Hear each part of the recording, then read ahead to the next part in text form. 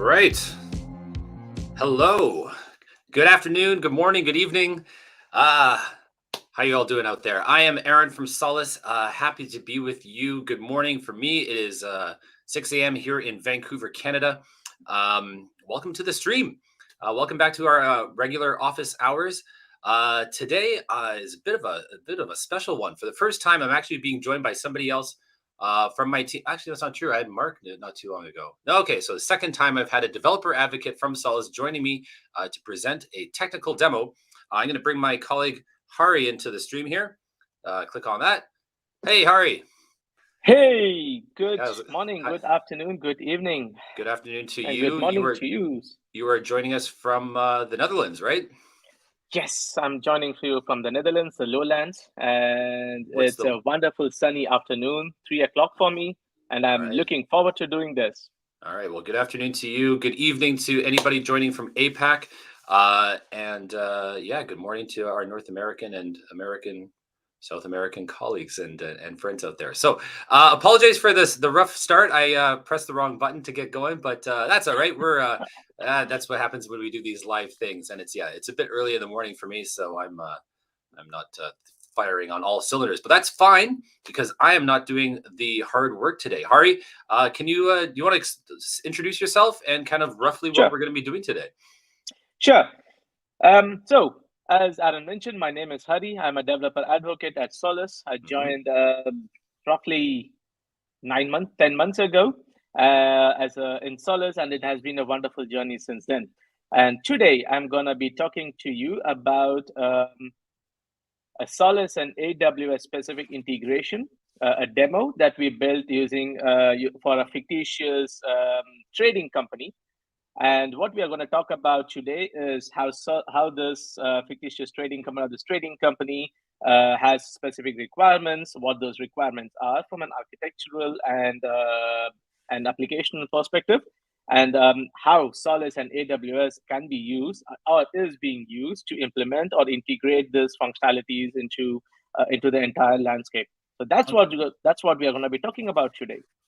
That's a pretty cool use case. I mean, we have a lot of customers in finance, but I mean, like Solace has been a big user of AWS for a long time. I mean, when we first rolled out Solace Cloud, our messaging as a service, it was first in AWS. Our home kind of infrastructure is all still running in AWS, as far as I know. So you've been able to run Solace in AWS for a really long time, and we've also kind of rolled out various features.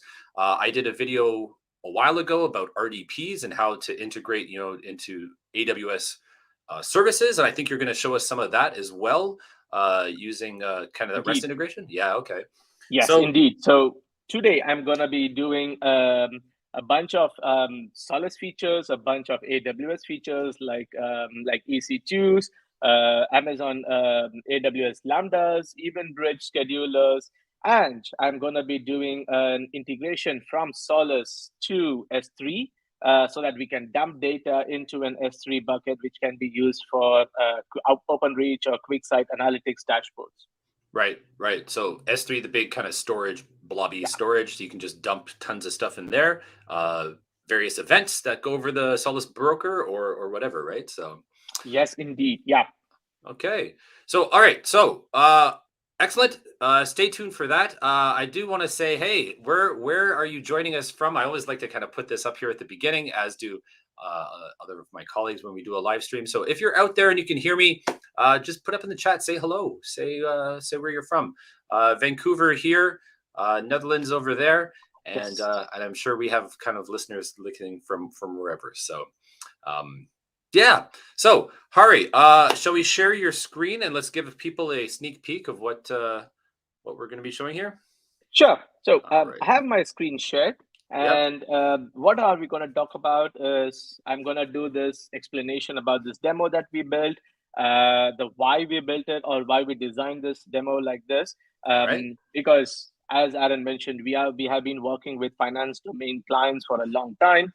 I really asked a couple of our distinguished engineers to talk us through how they would build up something like this, and they had good feedback, and I sort of tried to incorporate them into this demo.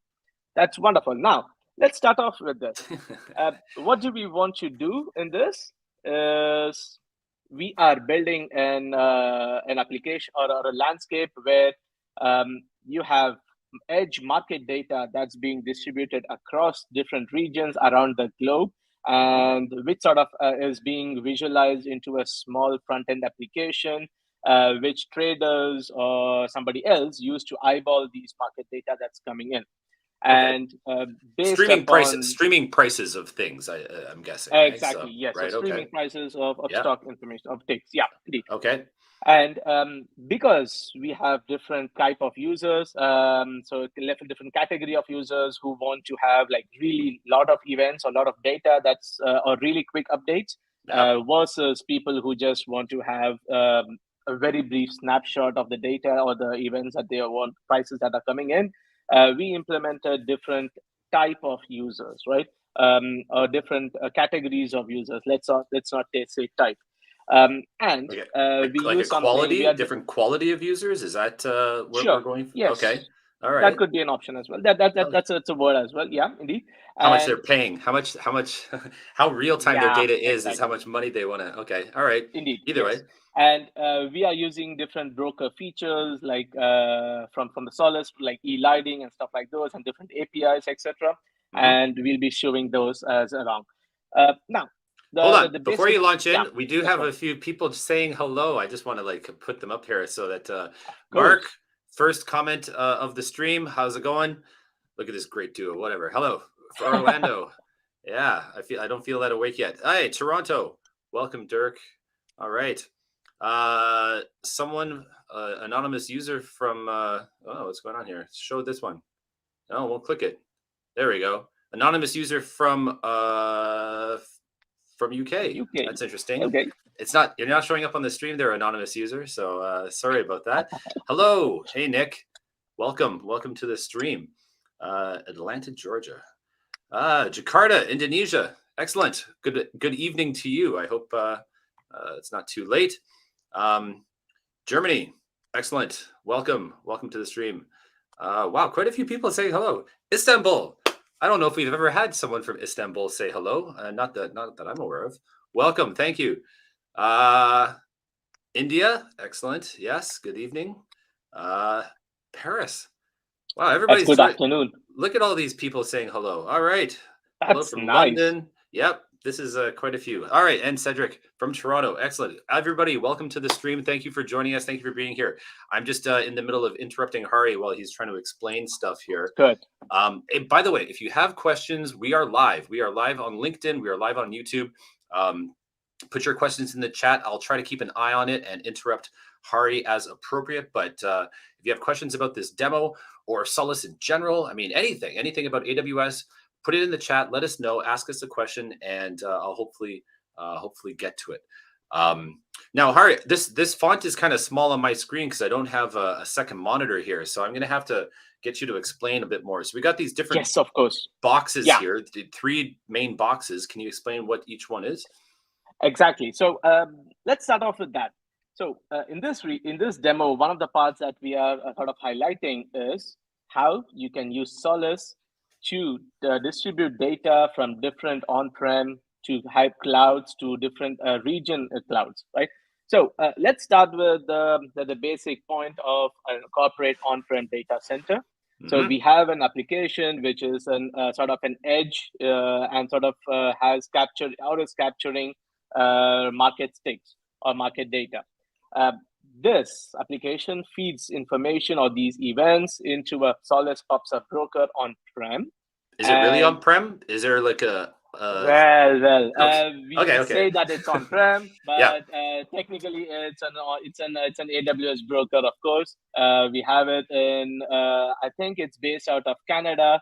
And yeah, I'm gonna show you these services or these brokers where we have deployed. This But could be this could be like yeah, deployed like in colo, like in a trading center, like if we want like indeed. ultra low latency, for example, or something, right? Yes, indeed. So Okay, that's sure. usually what a lot of our clients do, right? So a few weeks ago, I was working or doing a workshop with one of our clients who are using Solace appliances to achieve microsecond latencies Hmm. for their event. So something on the lane of 50 to 200 microseconds, and I was like, 200 microseconds. That's amazing. Yeah. Um, Most so people don't need that level of speed. of course, So no, yeah. no. But Okay. if you need it, it's there. Yeah.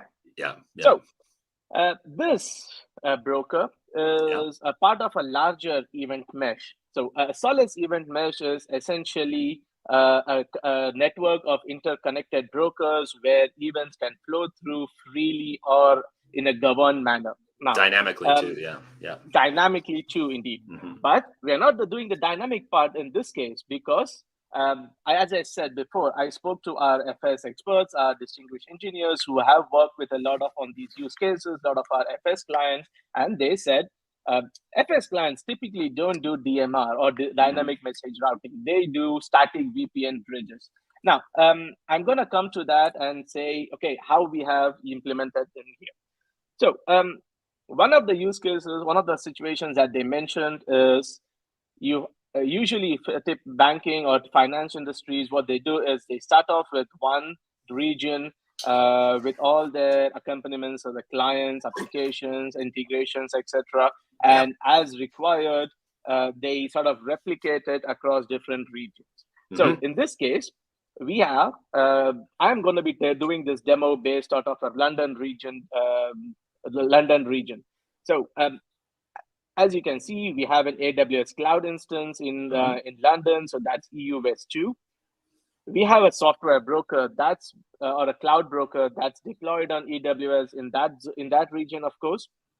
And since it's a part of an event mesh with static VPN bridges, the events flow between this on-prem broker and the software on the cloud broker.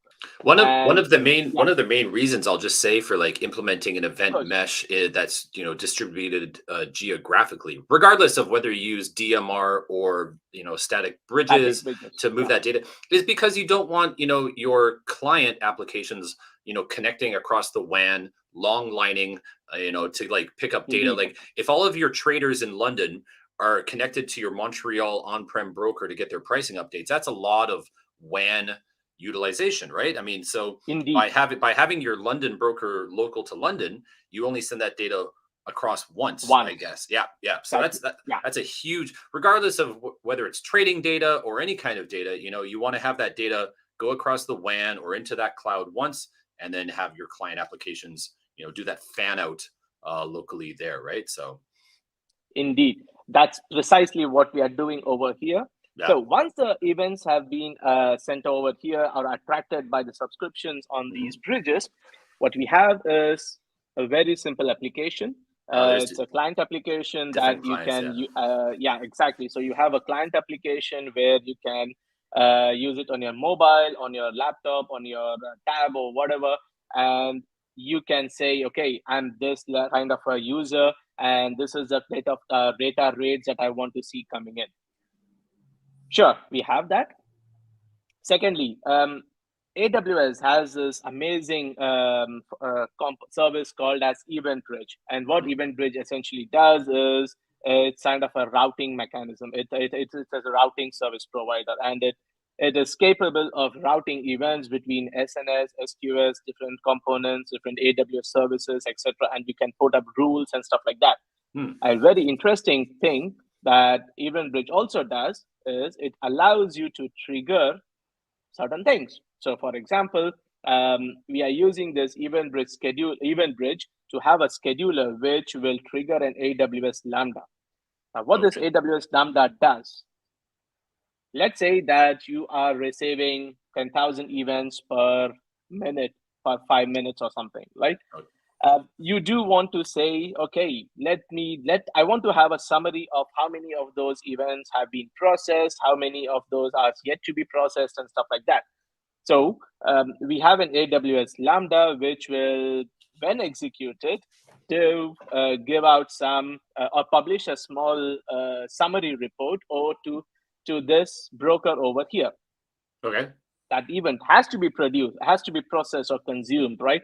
And we want to consume it on the prem in over here. So we have here a Java application based on Spring Boot, which will consume this broker, this summary event that's being published by this Amazon Lambda, AWS Lambda, and it will do something with it. It can be as simple as logging it or monitoring it or putting it in analytics dashboard or something like that. But yeah. So this is showing bi-directional communication then, right? We're streaming Yes. our market data from on-prem to your various cloud instances around the world. London specifically you're doing here. Yes. And then you're having some app that's going to generate this report that will then go back to the on-prem and be consumed. Exactly. Yes. Okay. All right. So it's a bi-directional event mesh, so bi-directional VPN bridge. Cool. Hey, by the one, take a sip of water there. We got a few more hellos. Paul Nash is in London. How's it going, Paul? Thanks for joining. Why are you there? Hello from Toronto, Alex. Hi. Another Toronto. All these Toronto people. Hello. Welcome to the stream. Thanks for being here. Hello from Germany. Guten Tag. Or good evening. Oh, it's afternoon. And hello from Jersey City. Anonymous LinkedIn user. I don't know who you are, but hello and welcome. Thank you for joining us. Thank you for being here. All right, cool. So we got pricing data being streamed around on our event mesh. We're going to have some generated report or something from this Lambda scheduled thing kicked off, and we got a bunch of clients here of different levels. Yes. So cool.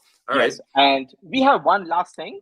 Yeah. That's an obviously any recent or enterprise application or enterprise landscape in this time is interested in doing analytics and reporting, right?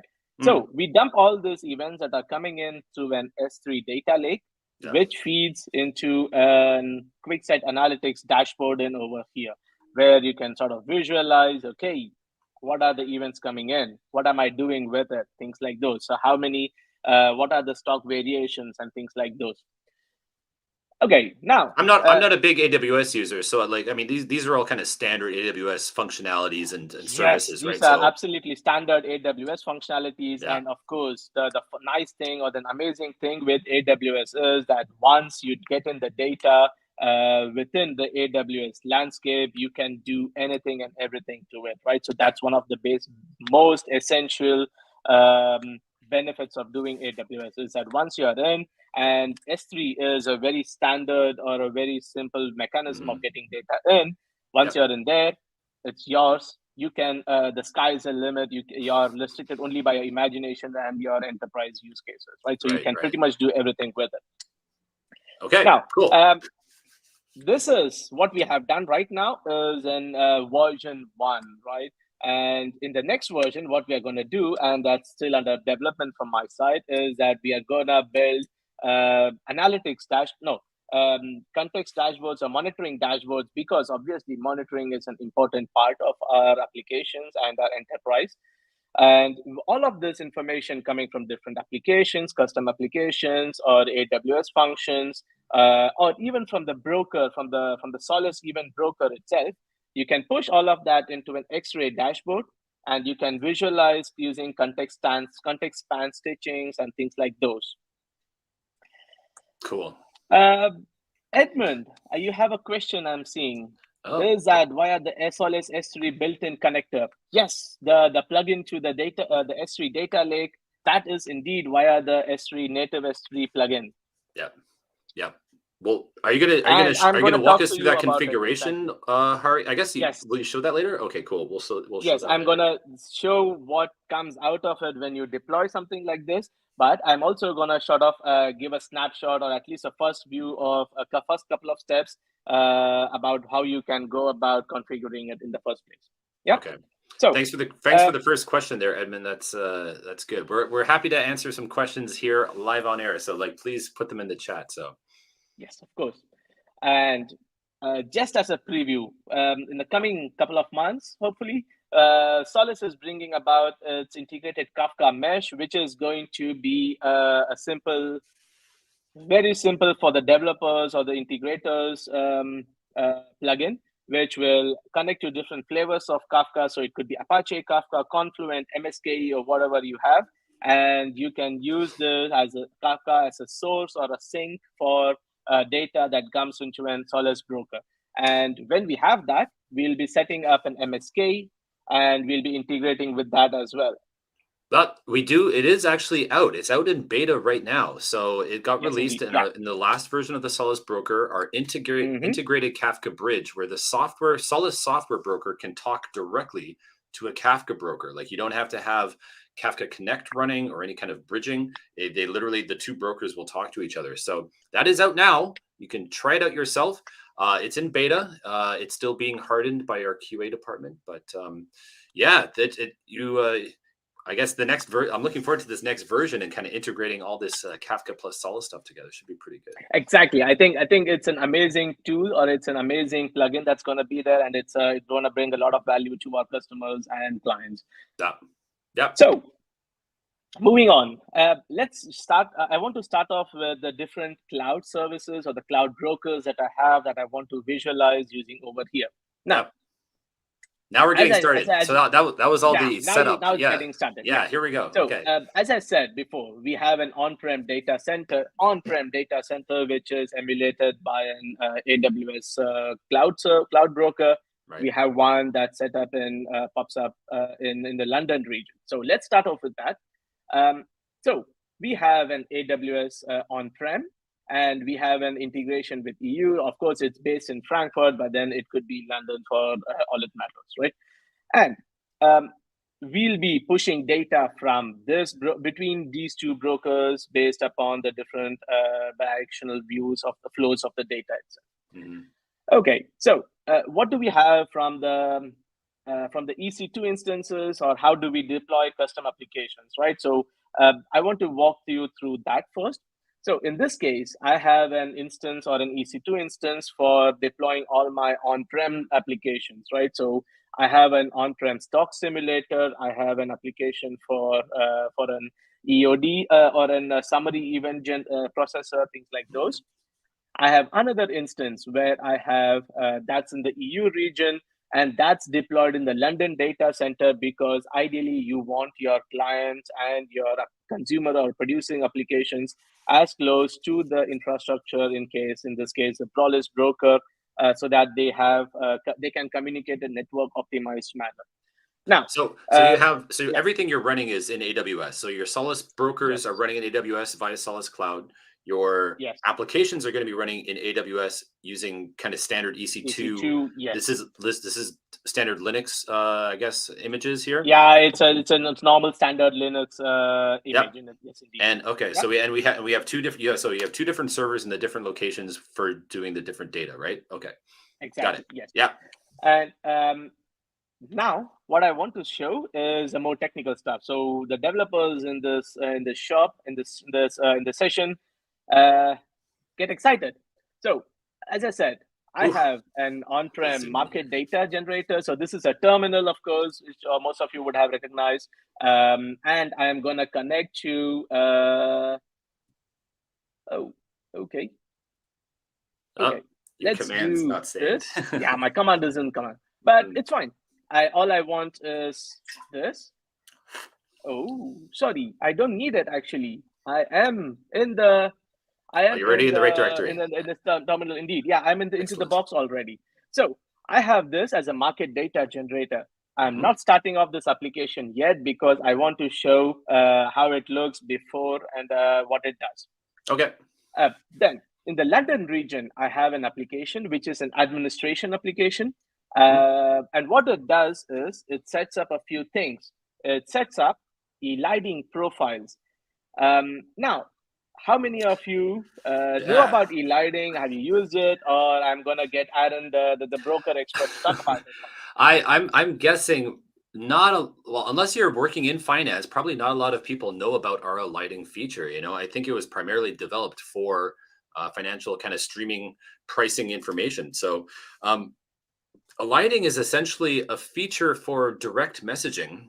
So not for our guaranteed quality of service, where on a per topic basis, the broker will actually kind of limit the rate at which a subscriber or consumer can receive messages. So if you are subscribed to, New York Stock Exchange data, like all of it, the broker, on a per topic or per symbol basis will actually throttle and throw away messages so that you as a consumer will only receive like one update per second, or one per 100 milliseconds, or one for 10 seconds, whatever your profile is configured as. And I guess that's what your kind of your 3 different levels of clients there is, right? Is going to be different delays or different window sizes for your lighting. So it essentially, if you're a mobile client that, I don't want to see 10,000 messages a second on my screen, because that's not useful to me, right? I'd rather see like 1 tick a second.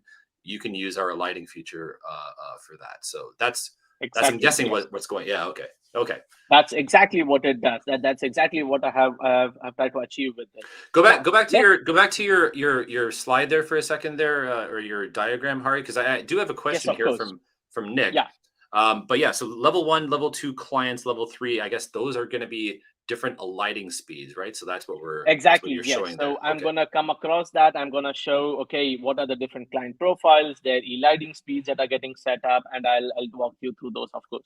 Okay, cool. So before you switch away from that screen, I got one question from Nick here. Let's see. If time permits during this session, I'm curious to hear if there are any specific event portal, top center of this screen share, AWS integrations, like for MSK, any other relevant or neat items to share around the event portal.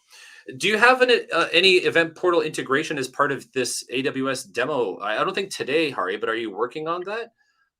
Yes, indeed. So so the next step in this, again, a part of this would be that I have imported a few data elements into the event portal, and when we have our Kafka broker in over here, we'll be able to do a much efficient scan of those Kafka brokers and get the data and visualize them in the event portal. Indeed, of course, yes, and that's a part of what I'm going to build. Yeah, the event portal as kind of a broker agnostic, event-driven design tool. It's not just for Solace architectures. I mean, you've been able to scan various flavors of Kafka brokers for a long time via our discovery capabilities. Event management agent, indeed. Yes. That's right. Yeah. So, I mean, I think, that's not part of this demo yet. I mean, that's the thing about demos, Hari? It's just like you can always keep adding more and more and more things to them. But once, I guess, once we have that, once you have that kind of MSK or Kafka integration working, then we'll actually be able to like scan it and probably pull it into the event portal. Yes, here, of right? course. So, yes. Yeah. So once we have that, I'll be able to scan it. We'll be able to visualize the data in a seamless manner into the event management agent and the event portal. We can say, we have designed for 10 of these topics, but then in the real runtime, 20 of those topics exist, or only 5 of them exist. So, hey, what exactly is it missing? Is the design still going to be implemented, or are we we have things in the production or in our runtime environment which we haven't accounted for or designed? That's all that you can do. You can design those, you can create those applications, you can push. Eventually, for the event management agent, you'll be able to push done data into the runtime as well, or the runtime configurations as well. Yeah. So that's all in the flow coming in. It's coming. So if Hari, I don't know if you mentioned it earlier, but just so everybody knows, this demo is just kind of a sneak preview of what you're going on the AWS kind of roadshow, right? Like you're going to be going around presenting this and doing it as a workshop, right? Where people can actually do what you're doing today. Yes. So what we have plans for this is, and these are quite ambitious plans, to be honest, that we'll be defining this into a partner workshop with AWS, and it will be hosted on the AWS website in the coming month. And anybody who wants to try and see all these features, they'll be able to just subscribe or register to an AWS account or spin up a software Solace cloud broker and do this step by step. They can implement this whole functionality within like a few hours and get everything up and running by themselves. A few hours. That's okay. Quick question before we jump back into the terminal there. We got Running Roach here saying, could we please add a lighting type feature to partition queues albeit in a more restricted. Wow, combining two very okay. So Yeah, I don't know. I don't know about that running Roach. I mean, those are very different. I mean, eliding is direct messaging only. On the hardware brokers, the NAB is kind of managing all of those eliding windows. Very separate from our guaranteed message processing part of the broker. yeah. I mean, I've made kind of like republishing applications that kind of listen to a full feed and then kind of doing software eliding. You could probably do something like that. I don't know if Solace will ever kind of implement eliding plus partition queues, but that's a good idea. I'll pass it on to the PLM guys. So thanks for the comment. All right, so Hari, back to your terminals. Let's get back this to thing my running. terminal, indeed. Yeah. So in this, as I said, we have an administration application which, when it starts off, will set up a few eliding profiles or client profiles. That's using SEMP, I'm guessing. So we're doing yes, SEMP we are here to using the broker. SEMP v2, and we say, okay, how are we going to do this? So I'm going to start off this application. Live demos, folks. Let's see. We'll see if this works in the first go here. All right. It works, but now you see this coming in, and this fails, right? This request fails, and that request fails because those profiles are already created. I created them yesterday as a part of a small trial run for this demo, and I wanted to show you what exactly does it do. So if I go back to this broker, I open this up, and when I go to access control, client profiles, I'll be able to see different client profiles in over here. So you see client profile level 1, level 2, level 3, and level 4. What do these client profiles have, and how they work with the eliding speeds? When you go in over here, you say, okay, zoom in a click or two, Hari, there. Oh, that's a lot. Okay. So when you go to the eliding speeds, you can say, okay, message eliding is enabled, and what's the eliding delay? So you can sort of see this. And the application that we started off, right? That's pretty fast. Only 1 millisecond delay. So you can have 1,000 messages a second, I guess. If you want to. Okay. So what is it doing? The application that we started off, it also gives you this nice administration portal or an admin panel where you can say, okay, 4 different eliding speeds, and you can configure different levels for different clients so that you can play around, or you can start restricting people to see lesser events, that the speed of the refresh is much smaller. And let's say ultra high, I want to apply this. I want to apply high. I want to do a low for level 3 or eliding 3, and a normal for eliding level 4. So now, you're injecting SEMP using this control panel right now into the broker? Yes. Oh, that's neat. Okay. I'm doing that right now. Now, just as an example, right? So we started off with, what was it? Eliding level speed 1. If I just refresh this, it should have changed, hopefully. Did you change the level 1? I don't know if you changed. Yeah, I did. And oh no, I did not. I'm sorry. I thought I did. Okay. Let's say high. Okay, so not crazy, ultra high, but just high. Just high. Yeah. All right. And if I refresh this thing, show advanced settings. Hey, it didn't work. Why? That's funny. Yes. Okay, that's a funny thing in a live demo, indeed. Yeah, that's always the way what happens. Okay, I'm gonna go back. I'm gonna come back in here. Okay, nope. I don't know why. So this should be essentially the little app, the admin panel, should be updating these various things. So as an administrator, you can actually control kind of the speed that people are receiving things at, and in kind of a real-time way, right? Yes, indeed. So if you suddenly see that, okay, the mobile application developers or mobile application users are saying, okay, I'm not seeing the data quick enough. I want to see more data, or I'm seeing too much data. I don't want to see that much. Then you can play along with those speeds, and you can change them at any time you want. Okay. Okay. So this is not really an AWS thing. This is just kind of like a cool. No, this is just a silly thing that happened from my side. I'm sorry for the snafu. So let's start with the application, right? So how does it look when you sort of visualize this in a front end? Okay. For that, I have a nice Docker Angular application. It starts off. Just give it a couple of seconds, and okay, go on. It's done. It started working, and we started hitting this application. Oh, we have a dashboard. So, it's a dashboard. Okay. Yeah. I have a nice dashboard. I'll walk through the different URLs. So in all of these URLs, you have a eliding type, a level 2. Someone has a level 1. So this one has a level 3 in here, of course. And this one has a level 4. Okay. Okay. And this, of course, matches the different eliding speeds that we work with, right? Okay.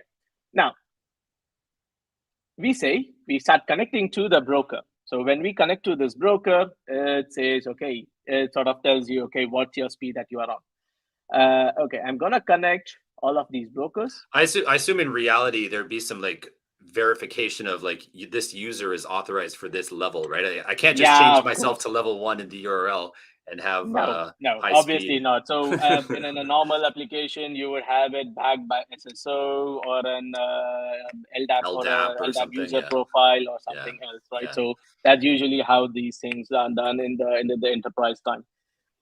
Okay. So what we have in the top over here is matching. So some performance statistics. So we have matching speeds, how many events we are matching, what's the market data events, what's the count of the market data events that we are consuming, and the data bandwidth. Yeah, go on, Aaron. You were saying something. No, nothing. I'm just looking at your stats and things. Okay, cool. Okay, and it's all 0 for now, right? That's because we haven't started off the exactly. We haven't started off the server itself. Now, we also have different stock symbols. For example, we have Tesla, we have Apple, we have eBay. We have a bunch of different different companies for which we are representing stocks. And we are having some data about the volumes, the price, the current prices, and what's the difference as compared to their previous price, right? So if it could be 41.1 for now, and when it starts off, it could be a change in the speed, the value, and we have either a minus or a plus in it. Okay, now we have everything set up. We have an administration application which talks about, okay, how much data you should be seeing. We have visualization of these different stock informations. Where is the data? Where is the stock market? Yeah, let's see this thing. Yeah, that's the thing. So we have this application, which is as I was showing before, simulates market ticks or stock data, right? So as that is starting to run off. So just so I know, the market data generator is running in Montreal, I think you said, the on-prem. Yes, it's based in Montreal. And then, no, I think 222. Yes, it's in Central, which is I think Canada. Yeah, Montreal indeed. Yeah. And then your dashboard there is connecting to the London broker. Is that correct?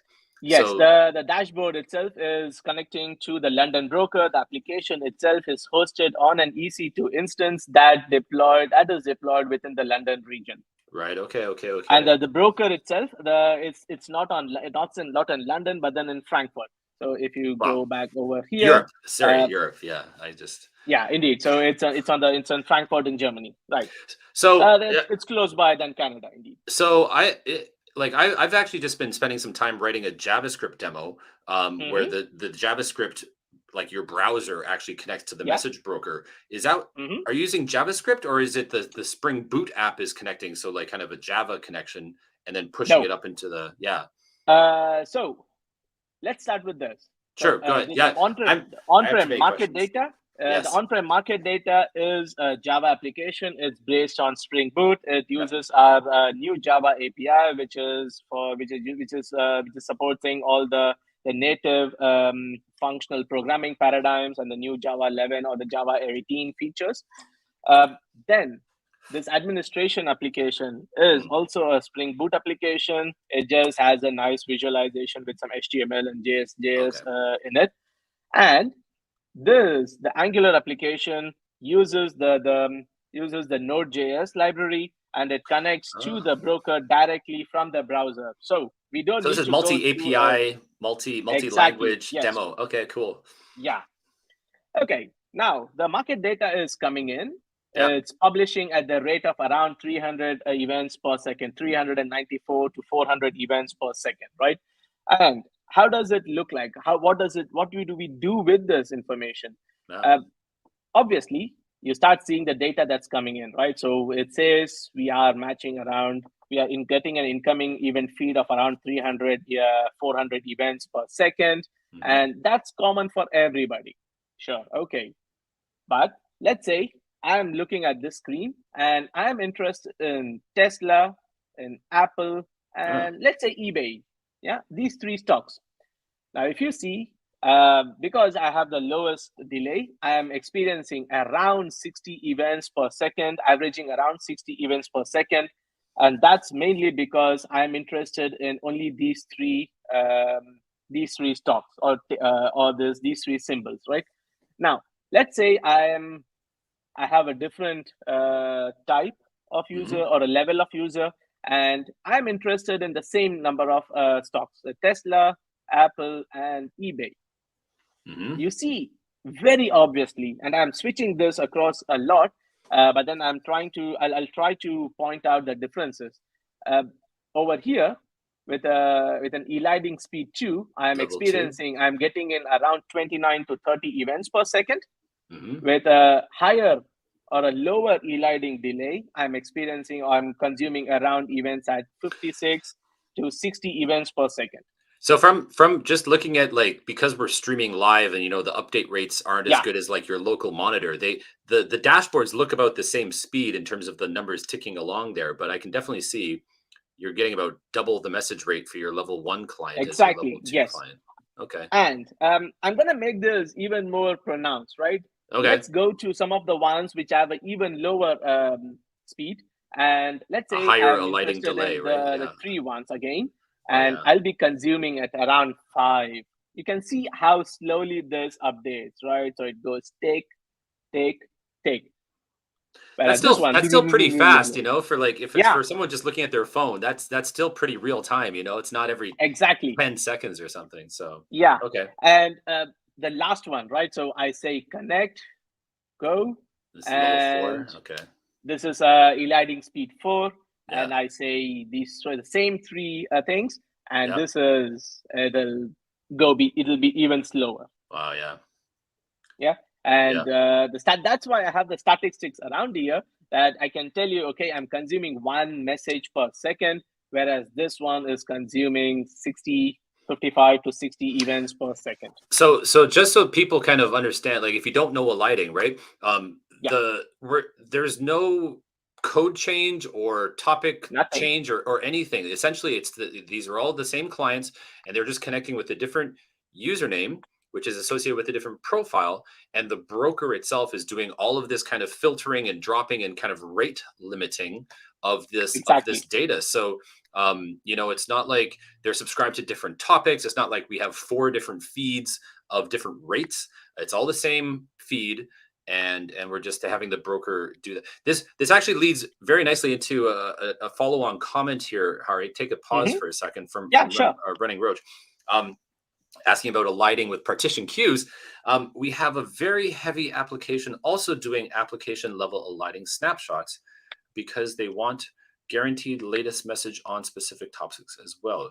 Used to use eliding with MNR, not so good for pricing.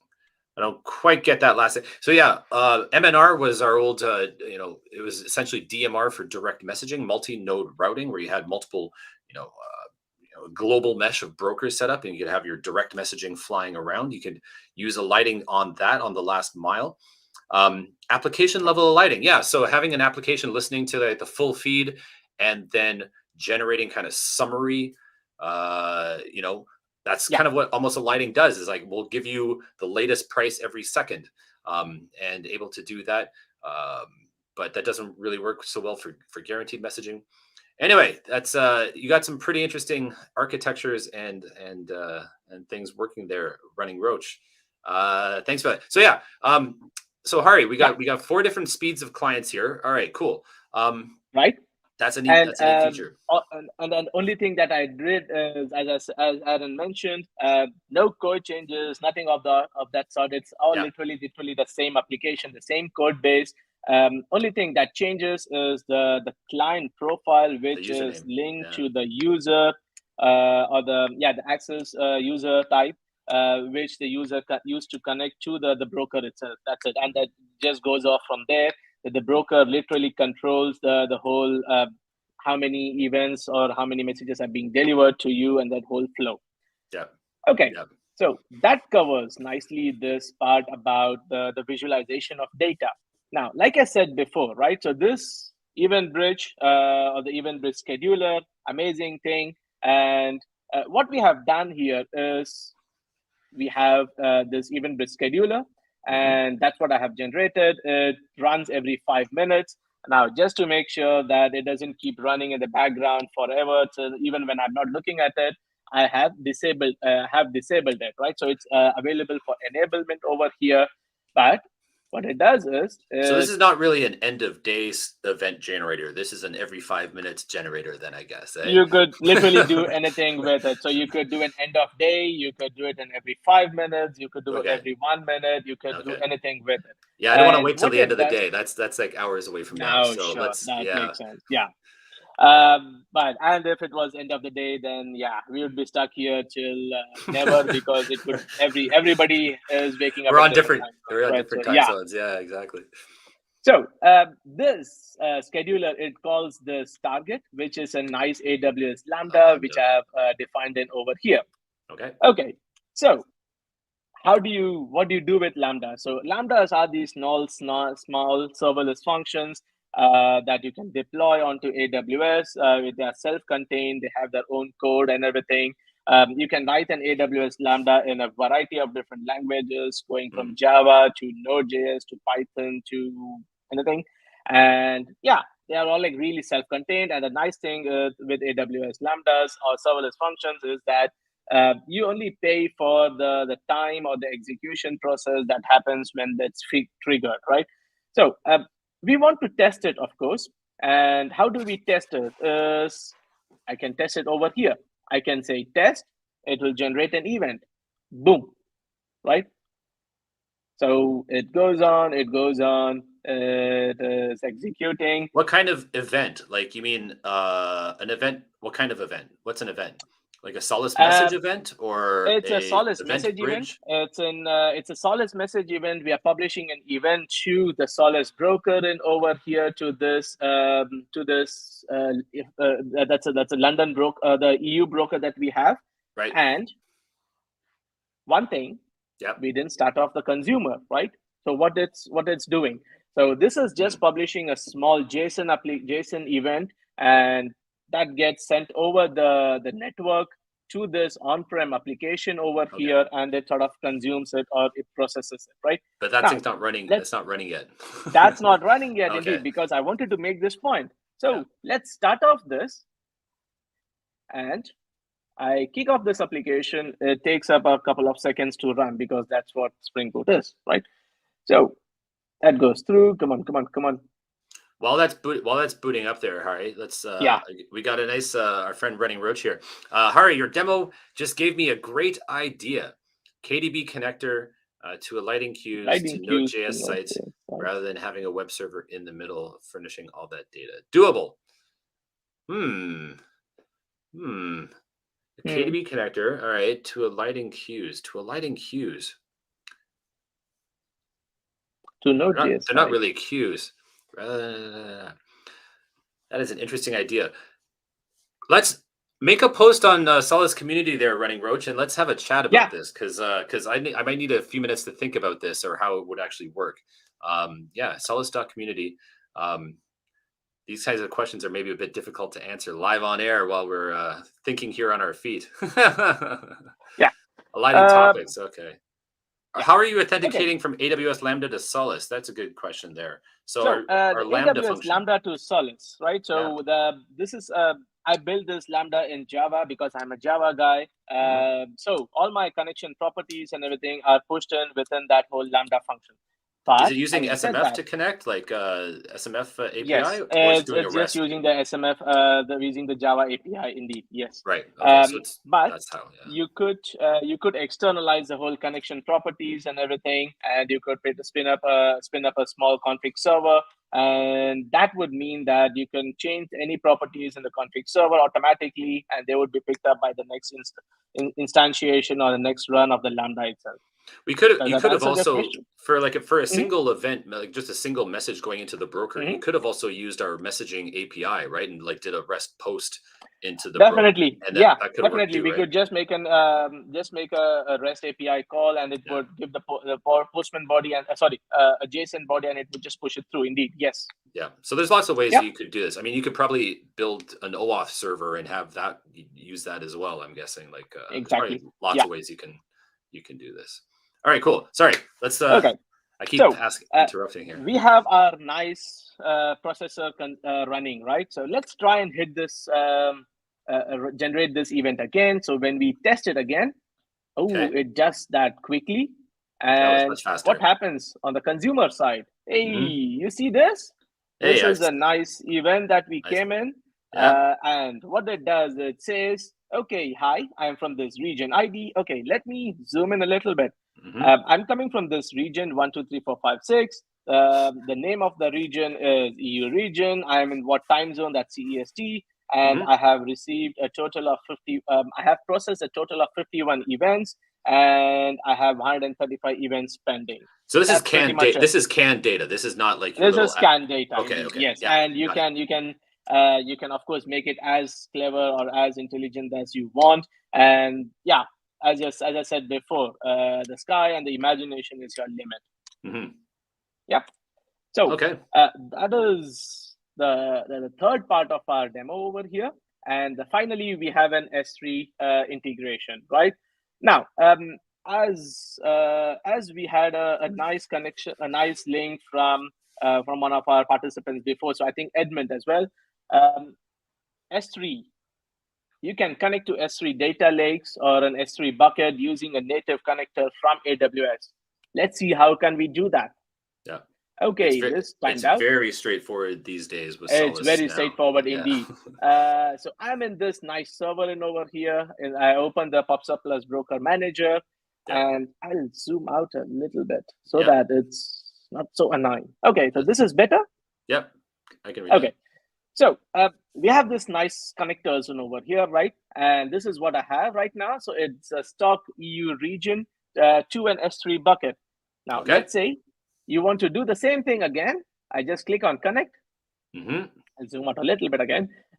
What's the cloud that I want to connect to? I want to do an AWS S3 AWS. And you have different connectors. You can use connect to an API gateway where you can, for every event that's coming in, you can trigger an API gateway endpoint on AWS. Right. Or you can consume and you can dump it into an S3 bucket. Now, before you do that, of course, you need a few information, etc. So the first step that goes in is that you authenticate. You give in the connector name, the access IDs, and stuff like that. Now, obviously, the data you have it with your AWS administrator. When you have that, you start setting up the connector. Okay, blah blah blah. Do you actually have this? Blah, blah, blah. Oh, you do have it. Oh. So by the way, everybody, I did a video about a year ago showing exactly how to kind of get this set up, and not quite as fancy as Hari's demo here, but yeah, we do have stuff online if you want to walk through a little bit more detail on setting up an S3 connection. There's stuff on our YouTube channel. So yeah, so we go to the connector setup. No, I want to close this off, and this is it starts connecting to the AWS host.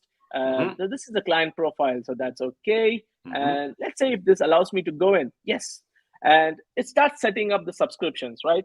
And we have this nice setup where you can take the events, the topic structure in the event, and you can translate it to the bucket structure in AWS or the folder structure in AWS. Now, I won't do this right now. But essentially, when you're done with this, and as Aaron mentioned, we have a lot of demos and examples around it. You just go and create and enable this the connector, and it goes through.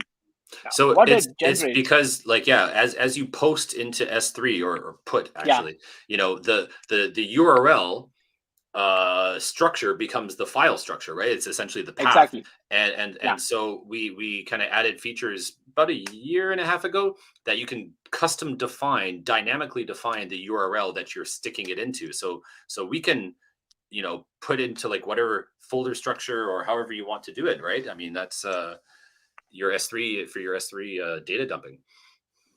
Indeed. Now, I'll exit this wizard and I'll talk about how does it look like when it's completely configured, Yeah, right? So your real what all one? it does for Yeah. you. Okay, so this is a real one. So as you can see, it generates a bunch of different things. So it generates a RDP connector, an RDP client, a consumer, a queue binding, and the queue bindings and stuff like that. Yeah. And let's say how this goes through.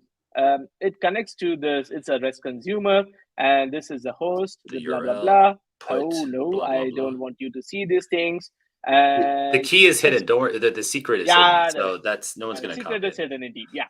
So let's go to these queue bindings, and you have these queue, and this is the topic structure or the folder structure that Zoom in on that so I can read it there. Yeah, of course. Yeah, indeed.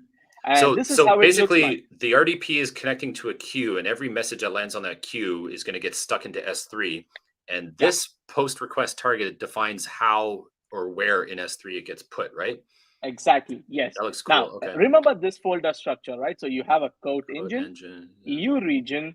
There is a local year, month, date, local hour, and the topic, and the topic, the value that comes out of that level 3 of that topic structure, and the level 4. Got it. Let's see how it looks like in a real life. This is all very, very theoretical, right? So let's see how it looks like in an S3 bucket. When you do this, you see, this is our bucket. We have a code engine. Zoom in too. EU region, a year, the month, and of course, today is the 25th, and we have different events that are coming through. If you see over here, you have local hour, right? And yeah, I am assuming that we sort of folded across a few hours because of the demos and stuff. But let's say it's 14, right? Because we started off at that time for me. 2 p.m. Yeah. And I have live. And all these are the stock symbols or the different company symbols that we were feeding through. Very cool. So you're essentially using S3 as a big, just a dump, a cache almost of all the latest. Okay. And so are these folders, or are you overwriting this data? No, these are different. These are individual files. Right. Of course, when I can download these files, it looks like this, and I can. Oh, just give me 1 second, please. I can open them, and this is what it looks like. Oh, yeah. So it's a simple text file with a pipe delimited string, and it has a bunch of different information like stock ID, the stock symbol, the name of the company, the start rate, the end rate, high levels, and stuff like that. This was the payload of the message originally? This was the payload of the event itself, indeed.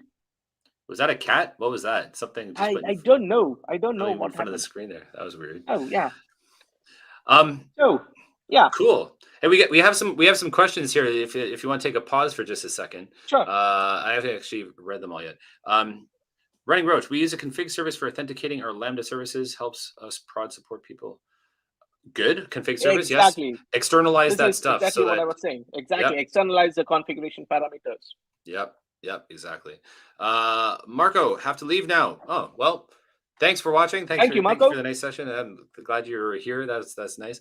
Edmund again. Can you use an AWS IAM role if you're running an event broker on EKS or with a Solace S3 connector, or do you have to use a programmatic user? If not, please can it be raised as a request? Can you use an IAM role if you're running? You can. So the authentication from Solace into S3, you basically, I think Hari glossed over it, but you basically, you use AWS Signature version 4, and you basically pass in your AWS credentials there. But I don't think you can use an IAM role to authenticate with the broker. So like if you're like the administrator of the broker, I don't think from my knowledge, that we have the ability to kind of authenticate the Solace, admin, broker admin using IAM or any kind of like AWS authentication. But if you are a customer, then please email your support or talk to your friendly Solace representative if you do want to raise that as a request. We don't take product feature requests live on air, unfortunately, but that would be fun. Yeah, that would be something. Yeah, just I should get one of our product line managers online, and you can just ask him everything. Yes, keep our cybersec happy. Yes. So yeah, with regards to securing the broker, I mean, the broker does support internal authentication where all the usernames and passwords are stored locally in the broker and like kind of standard Linux file system stuff. But we generally recommend for best practices, externalize your authentication to Active Directory or an LDAP server, or use OAuth. Or some other kind of form of external authentication. So, cool. Dirk says thanks. All right, cool. So, all right, so you've basically got your data into S3, so you can come along here and look and do some, I guess, analytics or whatever else you want to yes, do. Indeed. So you can use all of this, and this thing has a nice timestamp in it. So you can sort of see, okay, over this timestamp, over the flow of time, how has the rates, how has the stock value differed per symbol. So you can build all of that. We are building all of that in Quicksight or OpenReach or something like that. We have a bunch of different AWS services that can be used to achieve this thing. Now, that's the end of the whole demo that we have currently built. And we are obviously, as I said, there will be more eventually. There is going to be more. I am excited to be building more, and there is a bunch of stuff that I want to develop more on this. There is like so many interesting. So there are so many interesting services that AWS offers, and the potential is limitless when you have the right tools and the right broker in there to help you move your data across and make it available to the right application, the right time, at the right place. So I think I would encourage people, like, I mean, obviously when, Solace and AWS start going on the road and promoting this and doing our workshops in various locations around the world, we'll definitely be posting about it on Solace community. So be sure to sign up Solace.community if you haven't already, to kind of like get announcements about this kind of thing, or obviously new features that we're adding or beta programs that we're running. I'd like to, definitely, if you can hear me and you're not on the Solace community, please go and sign up. It's free, and we don't harass you with too many emails, I don't think. No, we don't. But Hari, you'll be kind of letting us know when and where we can actually do this workshop if we want to like run through this ourselves. Is the code available online? Is this on GitHub yet or anything, or is it TBD? It will be in GitHub today. So we'll be depositing all this code into a nice repository in the Solace Labs account, Solace Lab GitHub account, and I'll be posting a link to the code labs, the workshop, everything when it's in there. So the next month. So you could do this yourself. This kind of like you could self-guide. Yes. Okay. Yes. Okay. So we'll have like detailed instructions about how to set up your own broker by yourself. Your broker, register your AWS accounts, register your applications, register EC2 instances, deploy our applications on these EC2 instances. Cool. So we will have this region and a separate one, an on-prem, and a new another region already running, available 24/7 for you. You can go in, you can link your application or your broker to the on-prem. You can see the data flowing through automatically. Yes, and all of that will be coming in soon. Okay, that's great. Some final comments here. We are slightly over the top of the hour, so we're gonna have to wrap it up soon. Edmund, I was thinking of a broker to S3 using a role instead of a program like users here. I've seen the setup config for the S3 connector. Our broker is on EKS, and we can apply a role to it to use. Yeah, I don't know my AWS authentication stuff that well. Check our docs. Unless Hari, you know this off the top of your head, but usually the access ID that we require for the or the S3 access ID that we require for the bucket or the connector to work with, that's available, or that is really closely held by a very secure user. So in this case, the administrator user from our account has access to it. I don't. So you can have access to the credentials from a secure way to very restricted people, and then you can just import it in over here. But I'm not sure if you can have IAM roles that can be used in this connector itself automatically. I don't know. Unfortunately. Yeah. So I would say check our documentation, docs.solace.com. And if you can't find an answer there, come ask us on Solace Community. And some people that might know more than us might answer you. So yeah, thanks for the questions there, Edmund. Stephanie from Ottawa. Hello, welcome to the stream. Thanks for joining us. And one last comment here from Edmund before we go. It's been really excellent. Yeah, so Hari, thank you very much for taking the time to come and give this demo on my office hours. It's great to not have to prep too much and have someone else do all the show and tell. So I really do appreciate it. Thank you to all of you out there for joining. I hope this was interesting and informative and maybe kind of, I don't know, just enjoyable. So yeah, Hari, we're pretty much done. Do you want to say any last words before we go? Thanks for being here, and thanks for all the questions. It has been really an amazing experience doing this. Yeah, I was psyched to do this. I was really excited, and yeah, my excitement remains the same now. That's good.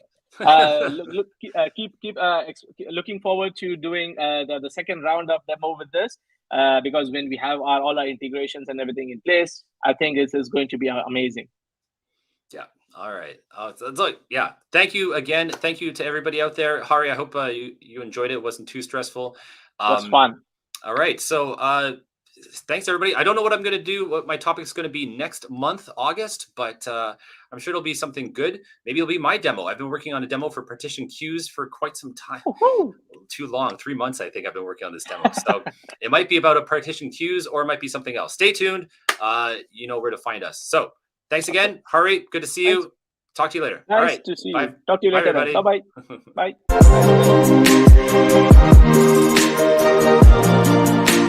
Bye.